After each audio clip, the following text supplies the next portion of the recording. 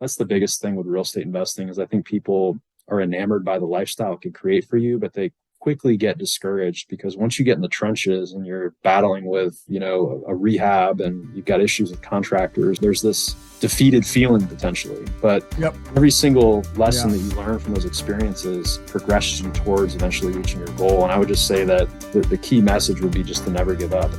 Welcome to the Threefold Real Estate Investing Podcast.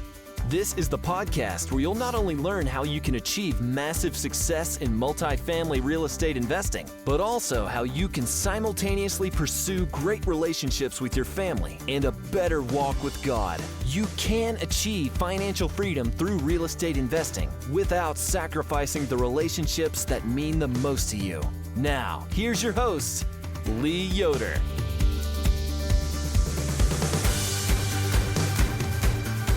Welcome back, Threefold listeners. I hope you're having a great week. Got another great guest today. Paul Shannon is joining us from Indianapolis, Indiana, just west of us here in Cincinnati. And Paul and I have gotten to know each other pretty well over the past couple years. I've really enjoyed Paul's mind around multifamily and how he thinks about it. You should check him out on LinkedIn. He puts out, just some great content week to week, and you'll learn a lot from him just by reading his posts. So he spent his career as a sales leader and consultant for a large ophthalmology company, implementing surgical devices, and operating rooms. So medical sales across the Midwest. He left his corporate career in 2019, and he's acquired roughly 150 single family and multifamily units by recycling his equity and or joint venturing. So he's done a lot. Today, he's a limited partner in 1,400 multifamily units, some industrial offerings and ATMs. Just a really sophisticated investor, really getting it going. So, Paul, can't wait to get more into this, but thanks for joining us today. Lee, thanks for having me. I'm really excited to be here. Take us back, a little bit, like where were you at? What did your life look like when you were in medical sales and doing that? And then what sparked the interest in real estate? What just got you started? So I spent the last decade or so of my career in medical sales. I was selling capital equipment and implants in the operating room to ophthalmologists. Cataract surgery was my specialty. And, it was a great career. I met some great people. A lot of the colleagues I work with are still friends of mine. And I miss aspects of it. But what I don't miss is working 80 hours a week and at one point traveling, 80 nights out of the year. So as my family started to grow, my values started to misalign with the lifestyle that I was living, mainly around my professional career. So I started to look at avenues to kind of, go out on my own. I was always interested in entrepreneurship. I was interested in real estate. And really what pushed me was necessity. And it was twofold. One was kind of relating to the way I was spending my time, my values. As I mentioned before, I wanted to be around for my kids' softball games. I wanted to be there to tuck them in at night and read them stories. I wanted to, be more of a present father. So that was very, very important to me and a big driver in my decision. The other aspect of it was more of a financial decision. I looked at early retirement as something that was achievable and something that I was really interested in to have that kind of time freedom. And traditionally, you look at financial advice and it's based around the 60-40 kind of stock bond portfolio. So 60% of your portfolio is in stocks, 40% is in bonds. And with that, there was a study that came out in the 90s called the Trinity study that suggested that if you look back over the last, I think it was like 80 years in that study, if you were to retire on a 60-40 portfolio and withdraw 4% of the money in that portfolio, essentially you could live off of that money indefinitely. So that worked pretty well when bond yields were paying what they were back in the 90s when the study was done and prior to that. But as you probably know today, bond yields are much, much lower. During the COVID crisis and immediately after, the 10-year treasury dropped to 0.6%. So when you look at where bond yields were, it was difficult to see how the income that they were paying was going to balance out the volatility of stock investing. And the 4% rule has kind of gotten a little bit outdated, where that money might not last for 30 years of retirement or longer if you plan to retire early. So I was really looking for something that could sort of supplement my W-2 income. And what I found was cash flowing real estate. And that's what really made me make the leap into it was the family kind of dynamic that I had going, or lack Yep. thereof, and wanting to kind of get more time freedom to be present for my family, but also looking at, retirement and thinking, I want a little bit more stability. I don't want to live off the principal balance of my nest egg and hope it lasts. I want to live off cash flow that's pretty consistent and reliable year to year. And maybe we'll still diversify into other asset classes, but making sure that, I've got some checks coming in the mail that can pay for my lifestyle. So that was very important to me. You look at real estate, and it actually offers a lot of the same benefits as bonds do. It's sort of a hybrid bond, if you will. It's usually pretty good in times of economic uncertainty as a hedge.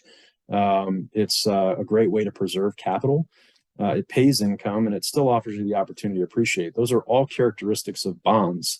So I took kind of that portion of my portfolio and allocated it to real estate, and it turned into a career. Yeah. So maybe I definitely want to get back to the family aspect, Paul. We'll kind of talk about that maybe toward the end of the podcast. As you're thinking about this, the wheels are turning.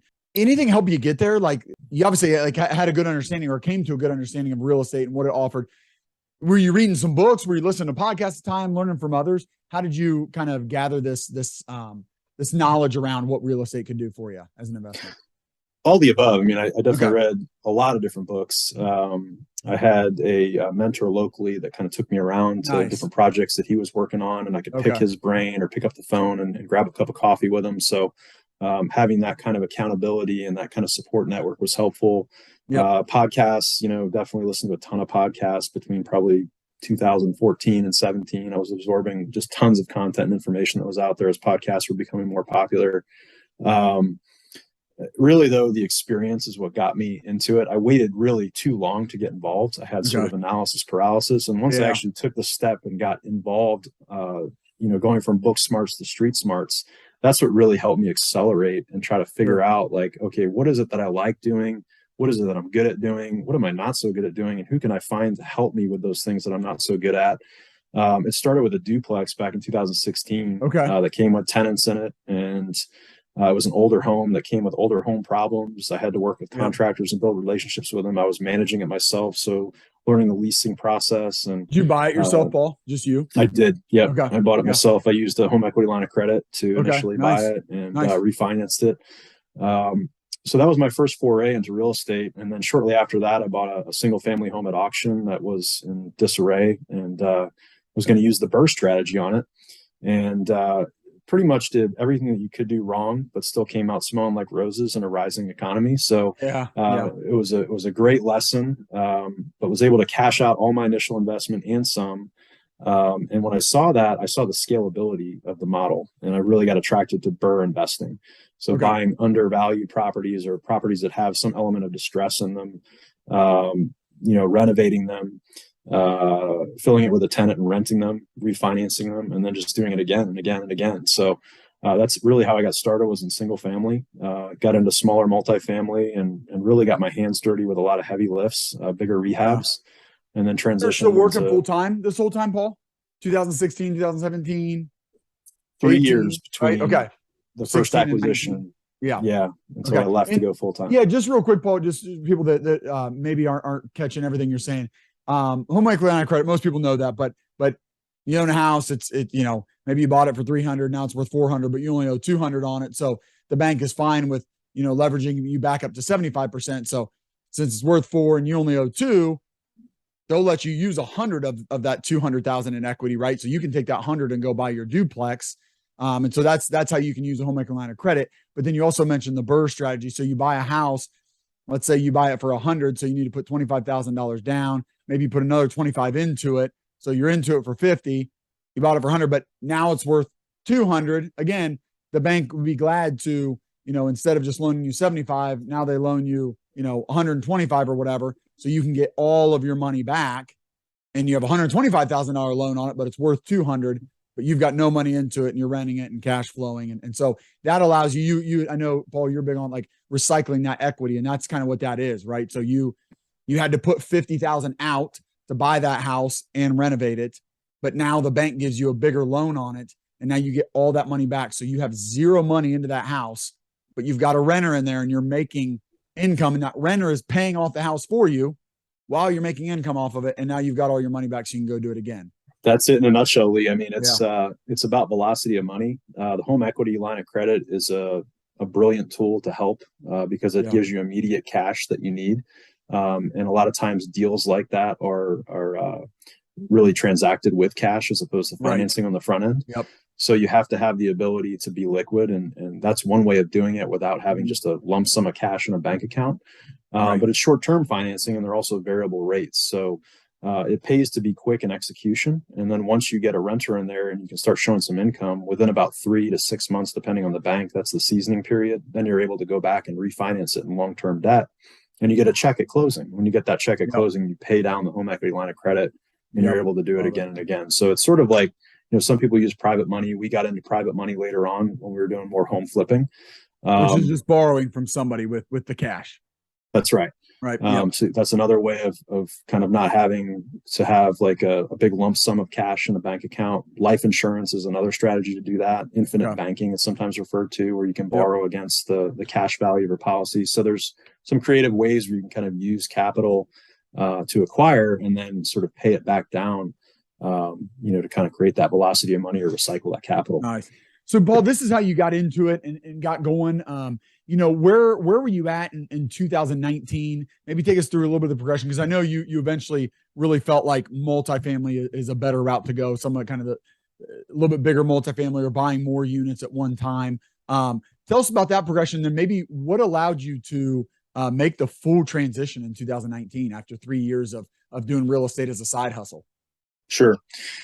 So in 2019, I think I had 8 to 10 rentals at that point. So it wasn't a large enough portfolio to live off of by any means, but I had tasted success and I felt like the model was repeatable, and I had started to figure out, where I could be in the business. And it turned out that I was wrong about my forecasting of where I would be. I thought initially I was going to be a property manager, and that I was going to, essentially have multiple projects going on. I would start to develop more relationships with contractors. I'd have multiple crews, and eventually I'd start taking on other investors, other homes to manage. And that would be another source of an income stream for me. Yeah. Well, as I got more and more involved in it and the headaches started to compound, I realized I wasn't a very good property manager. The systems that you need to have in place to be efficient in that business are pretty, pretty intensive and take quite a while to build up. You have to have 300, 400 units under management to really gain that efficiency. And I just couldn't see getting there. And I thought, I'm kind of going one by one here through each acquisition, and it's taking me time to kind of refi. Maybe I had 2 projects going on, but that was about my cap. And I really was trying to figure out, how can I scale this business and not get stuck in the muck? I know I don't want to do property management anymore, but I do have kind of a baseline understanding of what the property manager does, what their challenges are. That's the benefit of doing it yourself for a while. That's right. So I felt confident that I could turn it over to somebody and quickly figure out if I could trust them or like the way that their process was. So that's what I decided to do. At the same time, the market was kind of changing, where the Burr method was working really well in Indianapolis for a while. We were finding it challenging to get all of our equity back out, or all the money that we had initially put into buying a property back out. So I decided to look into some of the ancillary markets around Indianapolis and came across Evansville. And that's where I met a property manager who is now my partner in a few deals. Still manages my multifamily unit that I have down in Evansville, Indiana. It's a 40 unit. Nice. But yeah, that was kind of the progression was, first we needed to figure out a different market to work in, that maybe the numbers make sense a little bit more. And then let's pivot our strategy a little bit more. Let's offload some of the stuff that I'm having a difficult time with, property management being the big one. And when I met that partner, things really became a lot more scalable, where I could spend more time focused on acquisitions or networking and building relationships with other investors. I love to do asset management and project management. So, I was kind of working hand in hand with my property manager and his construction crews when we got to that 40 unit property. But, transitioning to multifamily is really, a no-brainer in essence. You think about single family and the way that the properties are valued, they're based off market comps. So it doesn't matter how much you gentrify a property or make it nicer. At a certain point, you're over improving it, right? At a certain point, there's a cap or a ceiling on how much you can rent that property for. And if you rent it for $800 versus $1,000, it's really not going to make a difference in what that property is valued at. So it made sense to me from twofold. One is to move to multifamily. One was just the efficiency of it. The 40-unit apartment I own has 2 buildings. There's 2 roofs to worry about instead of 40 houses where I've got 40 homes all over the city that, I have to drive around and try to keep up with some sort of a maintenance schedule and constantly visit the properties to see what's going on. It's like death by 1,000 paper cuts, in my opinion. So there's that piece of it. But then there's also the piece where multifamily properties are valued off the income they generate. It's more of a business. Right. So, and it's a business that made sense to me, where if I go in and I can find properties that are under market rent that maybe have some deferred maintenance, I can go in there and I can infuse some capital, bring them up to current standards, or actually slightly above what the competition is offering, but at a slowly lower price. I can really drive demand in there and fill up those units pretty quickly, increase the income the property produces, and then, based off the cap rate, the multiplier that's used to value the property, ideally get that into a situation where that property is a BRRRR style multifamily property, where then I can go back and get the equity back out of that deal and scale just much faster. So I did that down in Evansville. I've got a couple other multifamily properties and looking to continue to scale. So it's been fun. Yeah, it makes a lot of sense, Paul. I'd love to hit on the what you were saying, because I think a lot of people are finding this today, where you said, in Indianapolis, around maybe, 1920, something like that. Maybe it was a little bit later, but you were like, man, I can't do the BRRRR strategy anymore. And, just a little more color on that, Paul. Like, what do you mean by that? Help us understand, because again, I feel like that a lot of people are finding that today. Take us through like your mindset there, and why couldn't you do the BRRRR method anymore? Well, let's just say you have like a finite amount of capital, right? Let's say it's $100,000 for the sake of this conversation. And let's say that house costs $50,000, you're going to put 25 into it, and you're going to hope it's worth 100 when you're done, right? You refinance it, the bank looks at it's worth 100, they want 25% in as a down payment, you're going to get your 75,000 back, and you're going to continue to go. So I still have 100,000, right? Well, what if at the end of that it's only worth 85,000 instead of 100, right? Now I'm getting back a portion of my capital. I'm not getting the full amount back, because I've got to leave 25% in the deal based on an 85% valuation. So slowly but surely, the 100,000 that I have to work with is going to get diminished, and end up, I've got all my capital tied up in real estate, and I have nowhere to go. So that's what I saw. That was the writing on the wall. And I knew, was it falling prices like that, or like falling valuations, Paul, or were you kind of creeping up on the front end where you're 17, 18 or whatever, you're looking at a house and you're like, okay, if I buy, I can buy this for 50 and put a little bit into it, and it's going to be worth 100. And you just keep doing that. But then it's like more demands coming in, real estate's getting hot, there's more interest. And so now that house that you're like, I'm pretty sure it can be worth 100. Well, maybe now you're like, yeah, now it might be worth 125, but now you're having to pay 75 to get into it, or 80 or 90. Was that kind of going on too? Okay. Yeah, that was more the case, actually. It was that pricing was going up. There's more demand in the marketplace. Rents weren't going up as much. So it was harder and harder to make the cash flow work.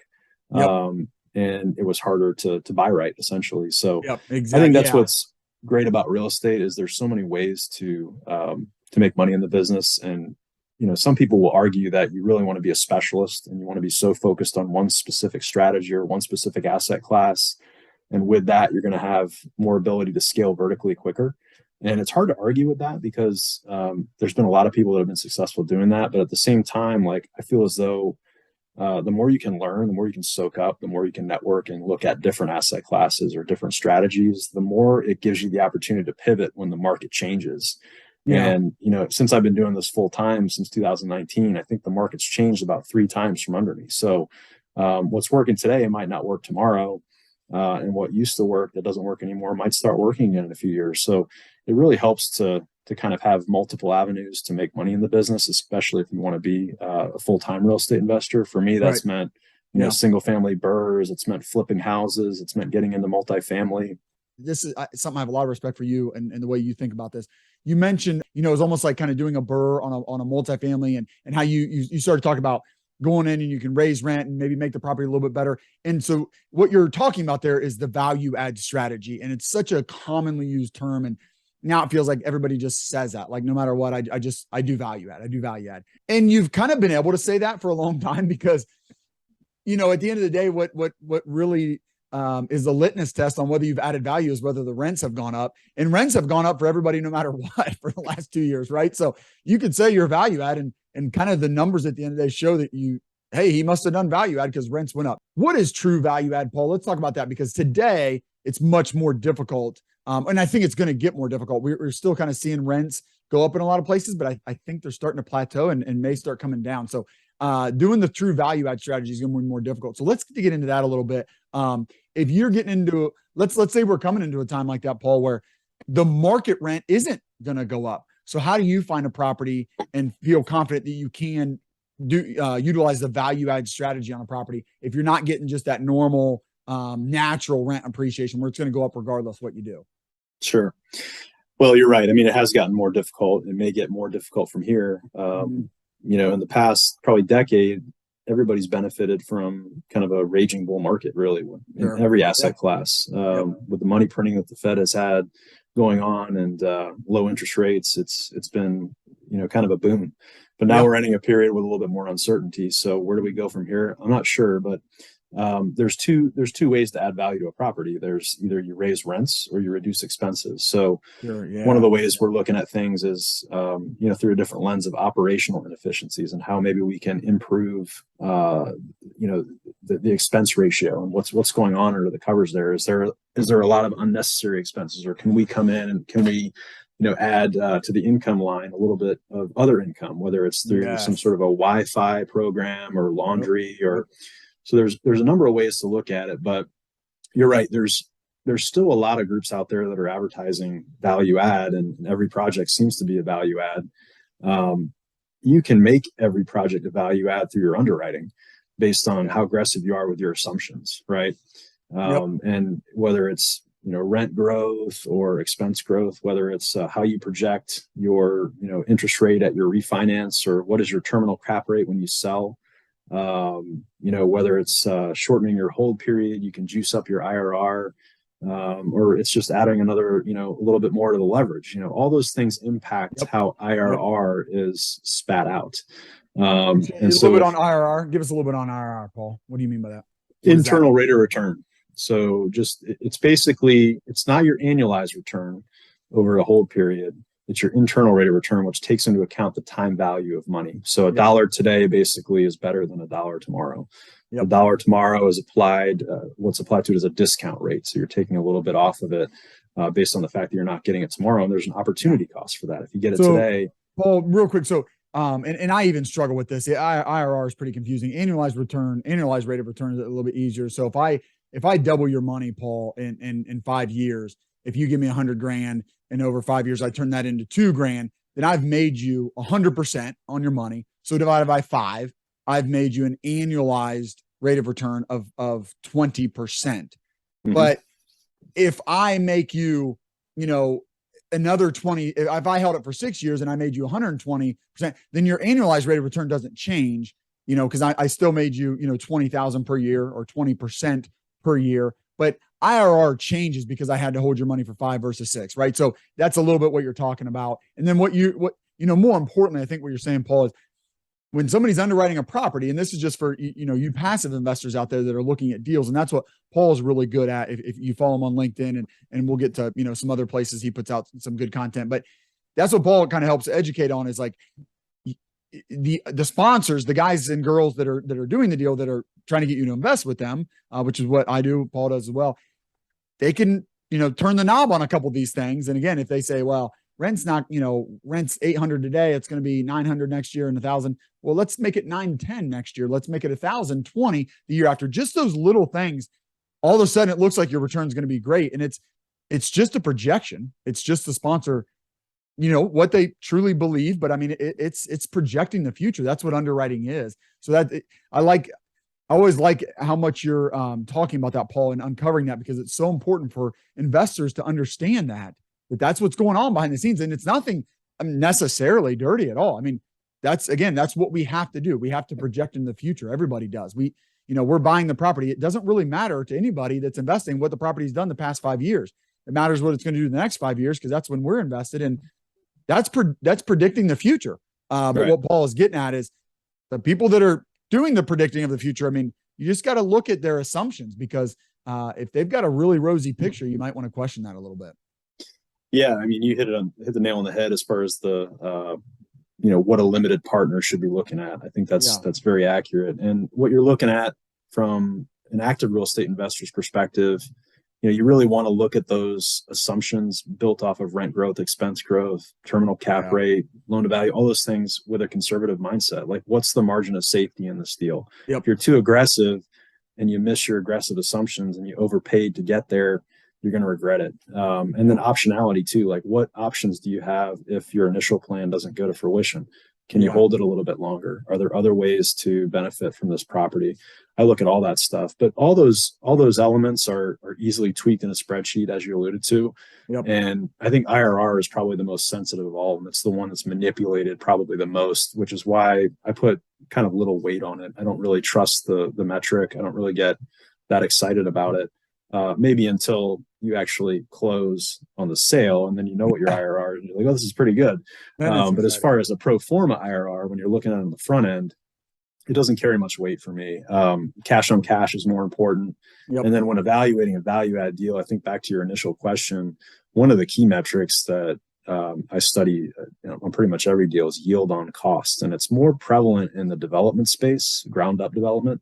But it can easily be applied to value add investing. And basically what it is it's your pro forma net operating income. So when your property's stabilized and you've executed your plan, what's your NOI going to be? Which is kind of your profit before paying debt, right?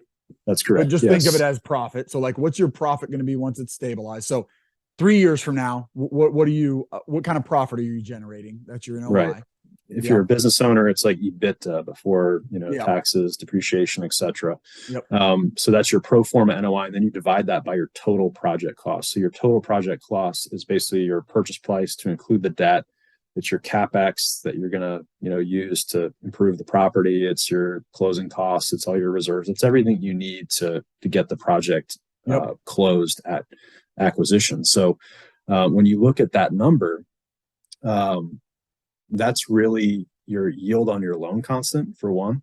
So in relation to your loan constant, basically. So if you're paying 5% on a 30-year AM and your yield on cost is 7%, that you have a positive leverage situation. And a lot of these deals you're seeing out there in the market today that are trading at 3.5 caps, 4 caps maybe, and their interest rates 5.5%. That's a negative leverage situation. So the risk is much greater on a deal like that. But what it also tells you is about margin of safety. It's about knowing that you're actually adding value to this property. It's about being able to, if you wanted to, or if you had the opportunity to refinance, you'd be able to get some of that money back out. So let's say your yield on cost is 5 and the market cap today, your yield on cost is 7 and the market cap today is 5. Well, there's a 200 basis point basically cushion that you have that even if cap rates were to rise up to 7, you would still break even on what you have in the project. So that's a pretty unlikely scenario, 200 basis point increase. But that's a very high margin of safety in that example. So, kind of understanding yield on cost, and you could take it a step further with development spread, which is that 200 basis points I just described in that example. And then development lift is an actual percentage. So you can calculate how much value you're adding on a percentage basis from what you paid for it.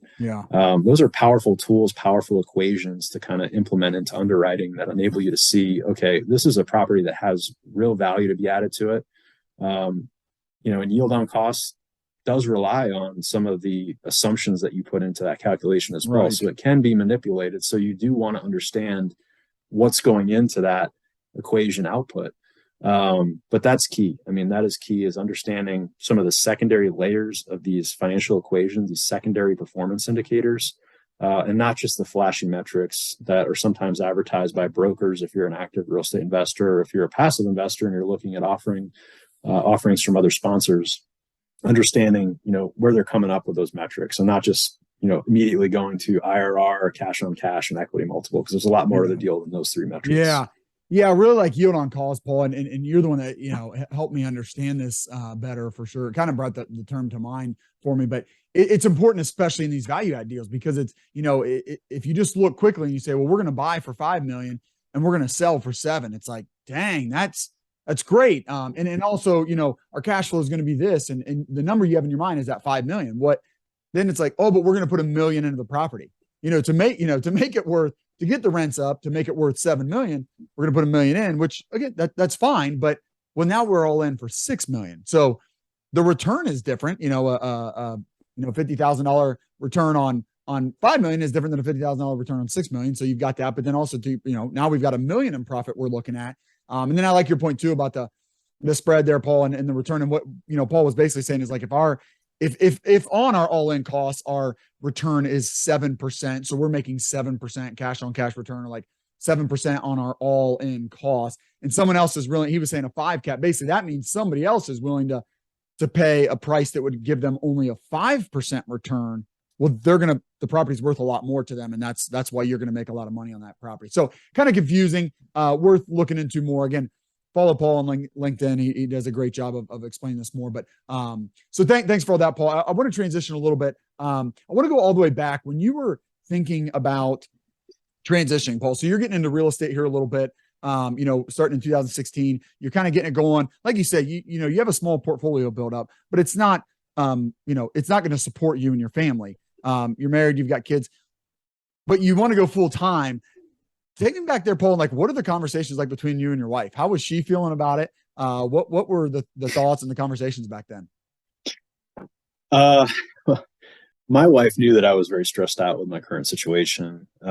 She knew how passionate I was about what I had going on in real estate, which wasn't much at the time. Yeah. And because I had waited so long, and I'm pretty risk averse as a person overall. It may not seem like it, but when you jump into an entrepreneurial adventure like that, but we had taken the steps ahead of time to have options. Essentially, we had saved quite a bit of money. We lived below our means. We gave ourselves a good safety net if things didn't work out. And I basically gave myself a 2-year runway to, make this work. And if it didn't, I thought I always had the opportunity to go back to what I was doing because I had left on good terms. And I had a successful career with a good company. So, for me, that was a little bit more comforting, but without the support of my wife, it would not have happened. I can tell you that absolutely without question. Her being supportive of my dreams and being supportive of, the lifestyle that I wanted to create for our family, meant everything to me. It really did. And it gave me the confidence to make the decision.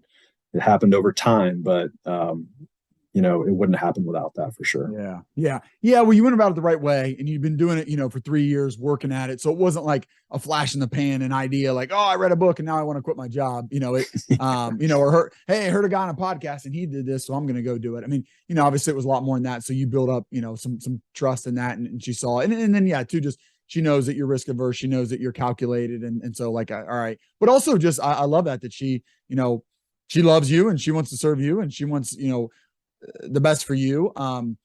Did she believe in the dream? Like, where was she at on the scale of like, when you were like, hey, here's what I think I want to do. And maybe you didn't have that big of a dream, but I mean, I'm guessing you were like, look, I think I can leave my job and I think I can go all in on real estate, and this is what our life's going to look like. And we're going to have this much. And did she believe in that? Or was it just kind of like, I know you want to get into real estate, so go for it, but we'll see. Where was she at as far as that goes?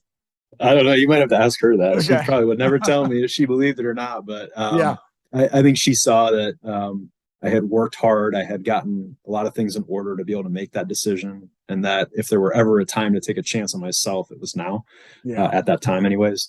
And she knew that, we were going to be okay. So I think, even me, like I was saying earlier in our conversation, where I thought my business would be versus where it is today are very different, coming from wanting to be a property manager and be focused just locally on Indianapolis, and work with other investors on their properties. Today, that's very, very different from where my vision is or where I might be headed. So, things change over time, but you can try to create a roadmap 5 years out, 10 years out, 15 years out. It's a good exercise to go through. And, I think it's something that you should probably look at doing every year. But in actuality, like as you kind of progress through your journey, different paths open up. You start to see the forest through the trees, and you start to have opportunities that you might not have seen before, or, your course corrects a little bit and you get into things that maybe you didn't necessarily look at initially because you couldn't even, you didn't even know they were out there. So Yeah. I kind of just find joy in putting, one foot in front of the other and seeing where the journey takes me.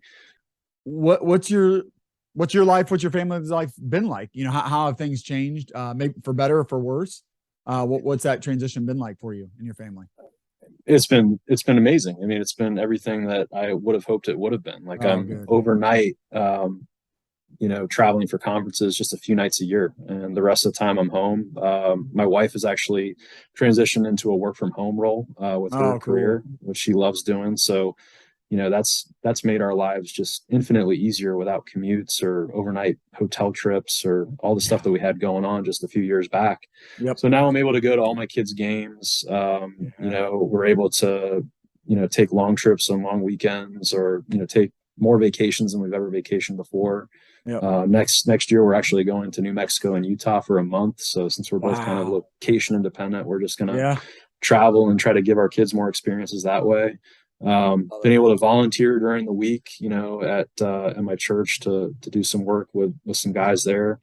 Can kind of drop anything at any time and Yeah. be where I want to be. So to me, it's, I never really liked the structure of a 9 to 5. You have to be somewhere at this time or between these times. To me, I like to work when I'm inspired. Yeah. I'm kind of a Yeah. creative from that Sure. standpoint. So if I can't sleep at 4 in the morning, I might pop out of bed and start writing something. Or if I feel like working at night and I'm not feeling it, in the afternoon, it's a nice day outside and I want to go play 9 holes, like that's in the cards too. So it's really Yep. changed That's and just awesome. giving me a lot more flexibility around, how I spend my time and kind of aligning, my values a little bit better. Yeah. Yeah. I love that. Did you feel, Paul, at all like, as a man of faith, were you, praying during that time and sense where did you feel it was something God was kind of calling you to, or did you have a sense of like, man, I feel like God created me for this instead of this? How was like kind of your faith walk through the transition and with real estate and things like that? That's a good question. Yes, I felt like there was a force behind me that was kind of pushing me in a different direction, and I did ask for help with guidance in that. Yeah. And like I said, it took time for me to kind of realize some of the things that I thought were important to me that weren't. Yeah. And then things that I kind of saw as out of reach that I eventually believed were fully, capable of me achieving. So, Yeah. um, yeah, I think faith helps in that for sure. And, my relationship with God helped with that for sure. So, Yep. it's a journey, and every test is just another step towards, getting your goal reached. And I think that's the biggest thing with real estate investing is I think people are enamored by the lifestyle it can create for you, but they quickly get discouraged because once you get in the trenches and you're battling with, a rehab, and you've got issues with contractors, or, you're dealing with some of the more difficult issues that may come up, evictions and stuff like that. There's this, you know, defeated feeling potentially, but Yep. every single lesson Yeah. that you learn from those experiences progresses you towards eventually reaching your goal. And I would just say that the key message would be just to never give up. I mean, first of all, get started. That's the number one thing. Is if you're on the sidelines, you have to get in the game, because that's where your learning is going to really materialize, and you're going to be able to kind of take the next steps that you wouldn't otherwise from just reading books or whatever it might be. Right. But then once you're in it, pivot, never give up. So Yeah, yeah, that's yeah. And yeah, having that long-term view helps you to do that because you've got, yeah, it's about persistence for sure.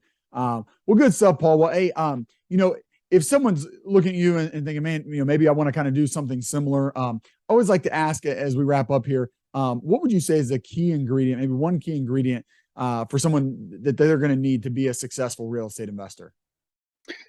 great question. I would say being open to networking, just being Mm-hmm. available, being whether it's in person or over Zoom or whatever it might be. You may be surprised at what can come out of conversations, whether that's that person directly or somebody they introduce you to, or somebody that exposes you to a deal.